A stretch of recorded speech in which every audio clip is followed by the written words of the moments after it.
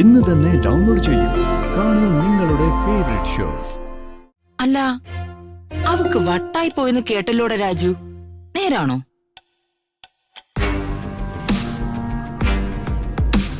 അവൾക്ക് വട്ടാണെന്നൊന്നും എനിക്കറിയില്ല മാഡം. ഞാൻ സൈക്കാട്രിസ്റ്റോ സൈക്കോളജിസ്റ്റോ ഒന്നും അല്ല പോയി ചികിത്സിക്കാൻ. പലിശ കൊടുത്ത് മുടിഞ്ഞവരുടെ പ്രാക്ക അനുഭവിക്കട്ടെ. അവളുടെ കയ്യിൽ നിന്ന് കുറെ മേടിച്ച് കഴിച്ചതല്ലേ? കപ്പയും മീൻകറിയും ചിക്കൻ കറിയും കാശായിട്ട് അങ്ങനെ കുറെ. എന്താ അല്ലേ ഈ ബുദ്ധി പറഞ്ഞു കൊടുക്കുന്നതിന് പ്രതിഫലം ഇല്ലേ? ഞാൻ കുറച്ച് ബുദ്ധി അവക്ക് പകർന്നു കൊടുത്തു. അതിനിപ്പോ കുറച്ച് നക്കാപ്പിച്ച തന്നിട്ടുണ്ടെങ്കിൽ അത് ഞാൻ വാങ്ങിച്ചിട്ടുമുണ്ട്.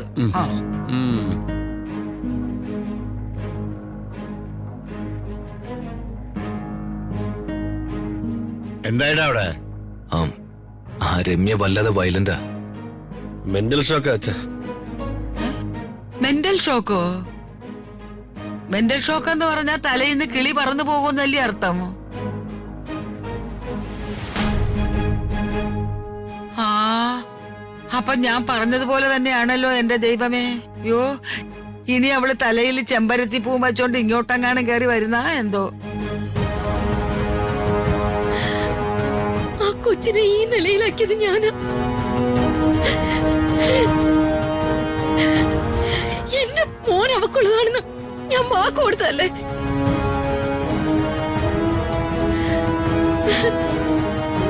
പാവം, അവളത് വിശ്വസിച്ചു.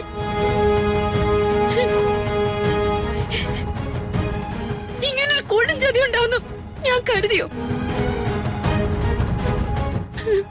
ഇനി ഈ ജന്മത്ത് എനിക്കിന്ന് മനസ്സമാധാനമായിട്ട് ഉറങ്ങാൻ പറ്റുമോ?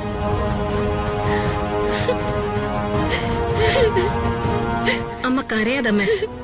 അമ്മയല്ലല്ലോ തെറ്റുകാരി. രാജുവിനെ വശീകരിച്ചെടുത്തത് ഇവിടെ വേറെ ചിലരല്ലേ, അവരനുഭവിച്ചോളും.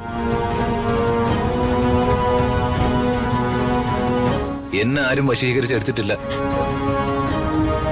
മറ്റുള്ളവരെ കുത്തി നോക്കുന്നതേ ഒട്ടും ശരിയല്ല, പറഞ്ഞേക്കാം.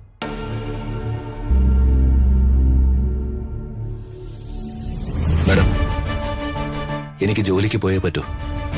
മാഡം അകത്തേക്ക് പൊക്കോ.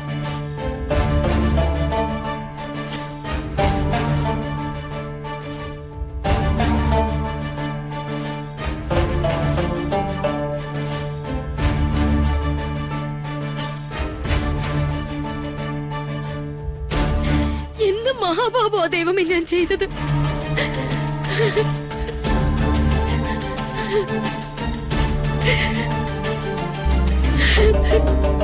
ഈശ്വര,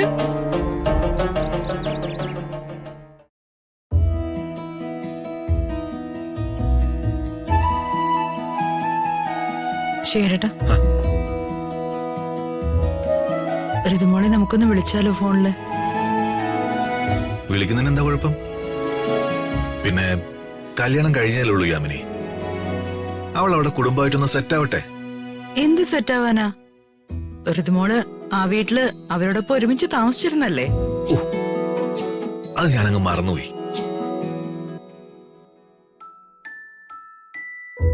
ആ രാജു,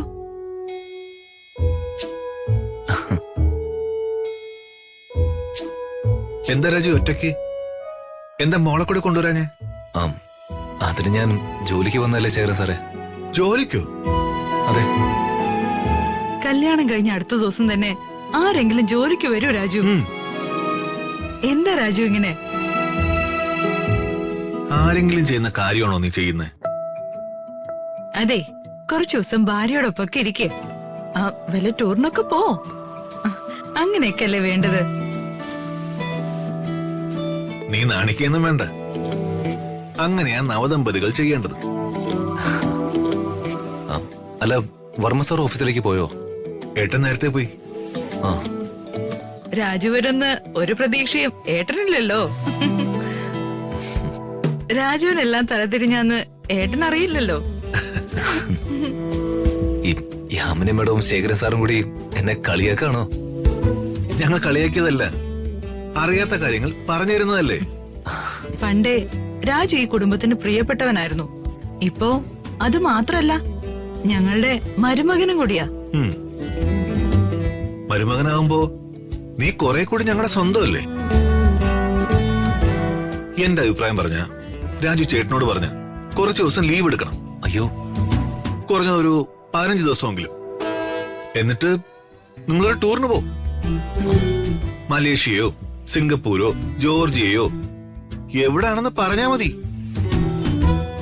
മോളോട് കൂടി ചോദിച്ച് തീരുമാനിക്ക്. ട്രിപ്പ് ഞാൻ അറേഞ്ച് ചെയ്ത് തരാം. ആഹാ, പുതുമണവാളൻ വന്നോ?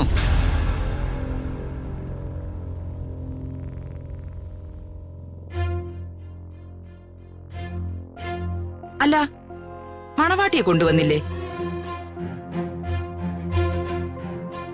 അതെ, ഇയാള് കല്യാണം കഴിക്കുമെന്ന് കരുതി ചതിക്കപ്പെട്ട മറ്റു പെണ്ണില്ലേ? എന്താ അവളുടെ പേര്?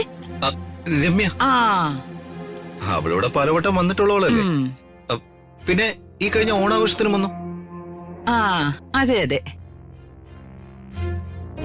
രമ്യ. അല്ല, അവക്ക് വട്ടായി പോയെന്ന് കേട്ടല്ലോടെ രാജു, നേരാണോ?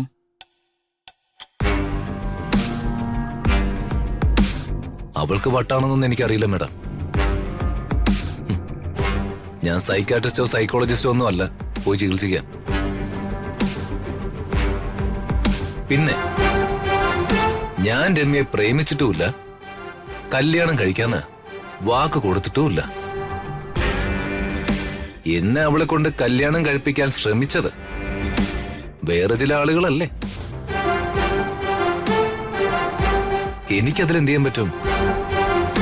പിന്നെ അവൾക്ക് വട്ടായി പോയെങ്കിൽ മെന്റൽ ഹോസ്പിറ്റലിൽ പോയി ചികിത്സിക്കട്ടെ. അവൾക്കതിന് ബോധം ഇല്ലെങ്കിൽ അവളുടെ കാര്യത്തില് സങ്കടമുള്ള പലരും ഉണ്ടല്ലോ, അവര് കൊണ്ടുപോട്ടെ. അതല്ലേ ശേഖരൻ സാറേ അതിന്റെ ഒരു ശരി? പിന്നെ ദാറ്റ്സ് റൈറ്റ്. ആ, എന്നാ ഞാൻ ഇറങ്ങുക.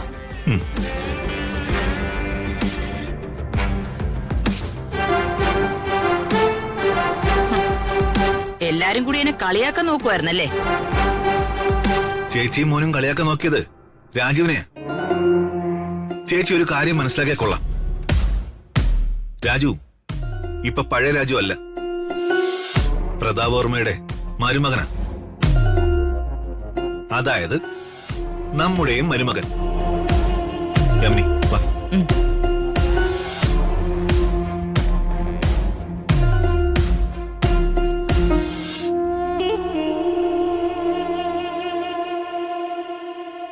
അകലേ